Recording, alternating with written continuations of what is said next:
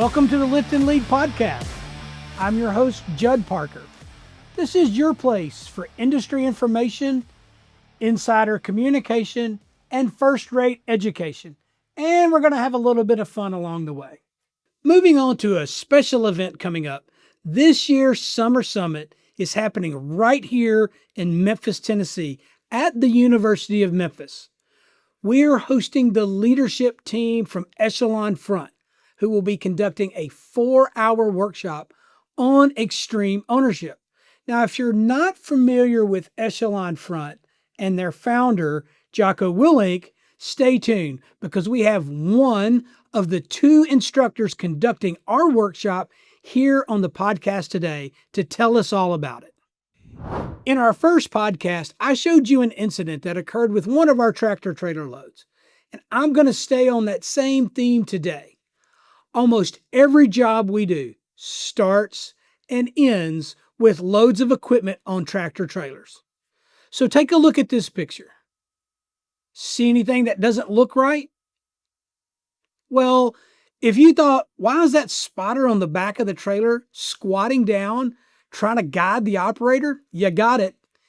In fact, this is a reenactment picture of an actual event that happened at a Barnhart yard.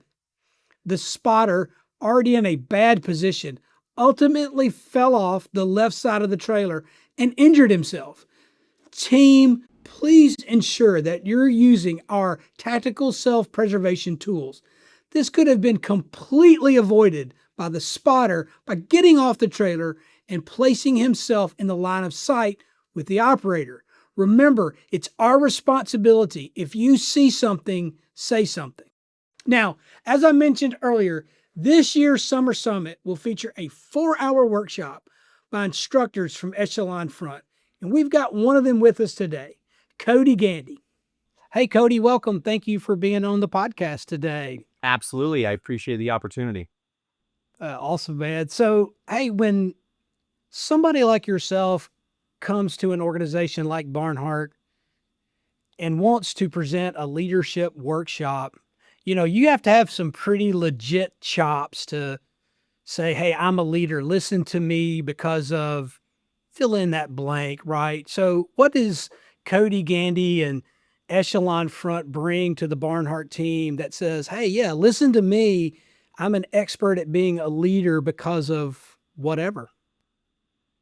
Yes, sir. That's a very good question. Very common question considering Echelon Front for the last, 13 years. We've been going around and teaching organizations like Barnhart leadership. And leadership is about, the human element. How do we lead people, which is challenging regardless if it's the military, construction, or at home. And so for us, really, our credibility stems in where we come from. So collectively, there's 17 instructors at Echelon Front. 12 of us come from the military. We teach something called the laws of combat. And so that's where our perspective originates. There's 9 Navy SEALs, there's 4 Marines. I'm one of the Marines on the team. And our perspective is predicated off the deployments that we've served overseas. And so for us, we bring a ton of experience, a ton of perspective on working in extreme environments. And there's only been a select few at Echelon Front. And I'll tell you, nobody's just given a seat at the table. It's a strenuous process to join the team, and you got to perform. You got to do your job. You got to have, history on your side on being a good leader.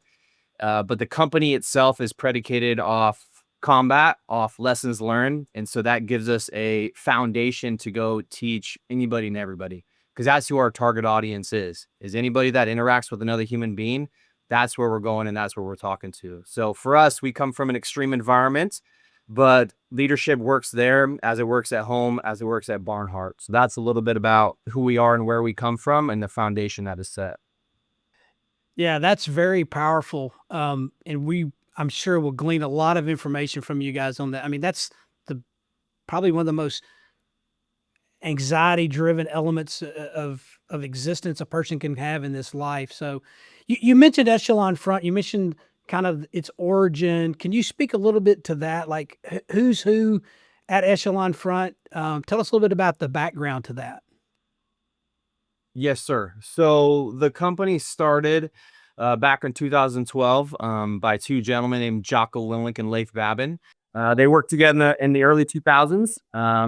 and the SEAL teams, so 2 Navy SEAL officers. They were part of a small team called Tasking and Bruiser, which a lot of people are familiar with. Chris Kyle. Chris Kyle worked in Tasking and Bruiser under Leif, under Jocko. Jocko was the senior man, and they had a lot of lessons learned from a military perspective, going through deployments, going through combat, and coming back to the stateside. After the fact, they started to see the relatability from the leadership lessons they teach to corporate America, because problems are problems, whether it's in the military, whether it's at home, whether it's at work. Like, people are different, but people are the same. And so together, they wrote a book called Extreme Ownership, which was written in 2015. And from there, really, the company took off.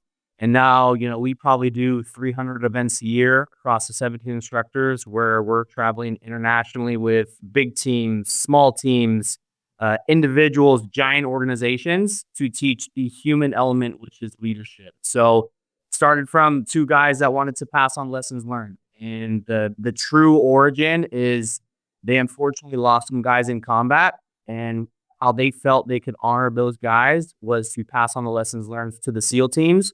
And then eventually they saw the connection and the correlation to SEAL teams, military, to corporate America, to humans in itself. So that's who they are, where they come from.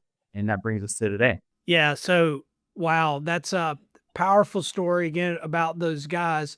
And I know those lessons learned that you're referring to, they're kind of summed up in the book, Extreme Ownership, called the 4 Laws of Combat, right? And so they're very unique in how they're worded and how they apply to both life, business, and obviously combat. So tell us a little bit about that and how those kind of 4 laws could affect us in our business life. Yes, sir.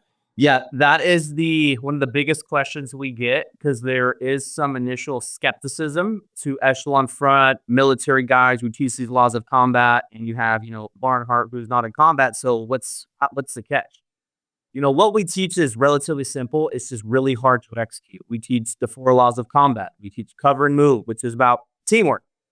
Teamwork is harder than we actually think. Like, we all may wear the same polo, wear the same hat, we're on the same team, but at our core, we're all just a little bit selfish. And that selfish tendency pulls us in the opposite direction. I see that happen all the time, at work. And I see that happen at home as well, where, my job is to support my wife, not be against my wife. And the more I have conflict with my wife, the more my kids suffer.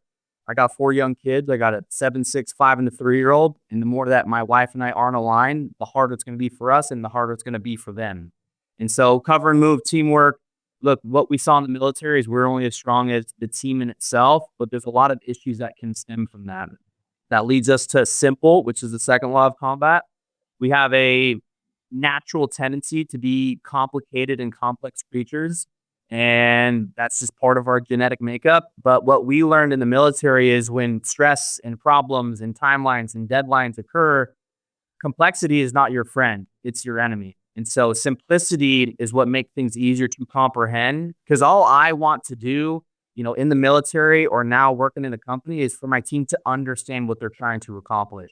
Because whether it's construction, whether it's tech, whether it's at home, when people are confused, when people don't know exactly what they're doing, then mistakes are made. And so the 2nd law is simple, because the mission, our goals, our X's and O's, our safety policies have to be simple, so that the people involved actually understand what's going on. That leads us to the last 2, which is prioritize and execute, which talks about life and the things that are dealt to us. We have a plate that is constantly stacking up. We have to make decisions all the time. Making decisions is hard when you add stress and chaos and problems and when things go wrong. And so we saw that in the military extensively, because nothing ever goes right and the enemy always gets a vote. And so trying to decide what to do at any given moment is extremely challenging.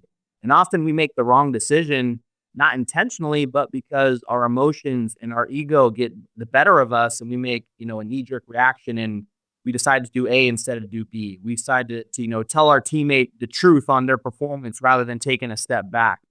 And so for prioritizing next to, we teach this concept called detachment, which is taking a moment, taking a momentary pause to really think rationally about a situation on what to do or what to say.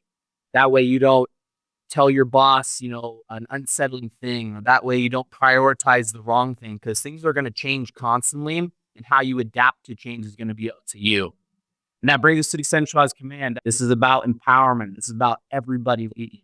What we saw in the military is, look, you can't be everywhere at once. I can't make every decision by myself. What I have to do is give some stuff away, give control to the team. And in my opinion, this is one of the hardest concepts we teach to any organization. Is we have this tendency to micromanage. We have this tendency to centralize command, when the real power comes into giving information, context, or the problem-solving ability to the people that are doing the work. The higher you go up in the chain of command, the further removed that you are. That's just, kind of the way of life. And so what good leaders do is they train, they mentor, they trust, they give control to their people so that they have the ability to pivot or to maneuver or to make decisions in real time. So those are our 4 laws of combat. In the last 7 years that I've worked at Echelon Front, I have not ran across a organization or person where those 4 things don't apply. Teamwork, communication, juggling multiple things, and empowering the people around them. I see that at home. I saw it in the Marine Corps. I see that in every organization that I work with. All very simple things that we've all heard, just extremely challenging because often they go against our natural tendencies. Yeah, and you're going to teach us really how to apply those to our life here at the workshop coming up in August. So we're really excited about that.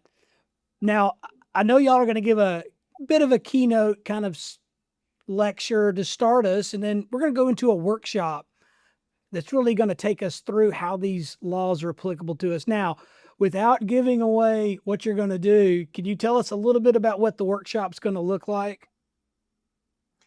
Yes, sir. So typically in a half-day workshop, which is what we're going to do, there's 3 things we're going to accomplish. We have our keynote, where, look, that's Jason and I, we have the opportunity to teach this book.